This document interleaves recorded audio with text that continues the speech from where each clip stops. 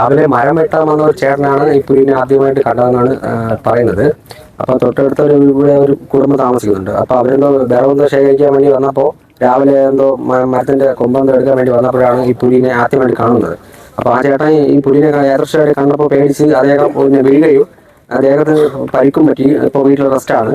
അതുപോയിട്ട് ഒരു മരം വെട്ടാൻ നിന്ന ഒരു ചേട്ടന് അതിന്റെ മുമ്പേ കൂടിയാണ് പുലി ഓടിയത്. അപ്പോൾ ആ ചേട്ടൻ പേടിച്ച് പിന്നെ പാറപ്പുറത്തൊന്നും കയറി. പക്ഷെ ആ പുലി ഇപ്പോൾ ഒരു വയലിൽ കുരുങ്ങിയാണ് പുലി റബ്ബർ തോട്ടത്തിൽ ഇവിടെ പുലി താഴോട്ട് പോയിട്ടുള്ളത്. അപ്പോൾ പുലി ഇപ്പോൾ അവിടെ ഒരു മരക്കൊമ്പില് കുടുങ്ങി കിടക്കുകയാണെന്നാണ് അറിയാൻ സാധിക്കുന്നത്. പുലിയുണ്ട് പല സമയങ്ങളിലായിട്ട് പിന്നെ നമ്മുടെ കാട്ടുകോഴിയും അതുപോയിട്ട് ഈ ആട്, പട്ടി, പൂച്ച അങ്ങനെയുള്ളതിനൊക്കെ കാണാതാകുന്നുണ്ട്. അപ്പം നമ്മൾ അതുമായി ബന്ധപ്പെട്ട് നമ്മുടെ ഉദ്യോഗസ്ഥന്മാരെയൊക്കെ അറിയിക്കുന്നുണ്ട്. അപ്പോൾ അവരൊക്കെ അറിയിക്കുന്ന സമയത്ത് വന്ന് അന്വേഷിച്ച് പോകുന്നുണ്ട്. പക്ഷെ ഇപ്പോൾ ഈ സംഭവം പുലിനെ ഏദർച്ഛികമായിട്ട് കണ്ടുമുട്ടിയതാണ്. അപ്പോൾ ഈ പ്രദേശത്ത് പുലിയുണ്ട്. പക്ഷെ പെട്ടെന്നാണ് ഈ പുലി ഇപ്പോൾ ജനവാസ മേഖലയോട്ട് ഇപ്പോൾ ഇറങ്ങിയതും ഇപ്പോൾ അവര് മരം വെട്ടാൻ വന്നത് റബ്ബർ ടാപ്പിങ്ങിന് വന്ന ചേട്ടന്റെ കണ്ണിൽ പെട്ടത്. പോവില്ല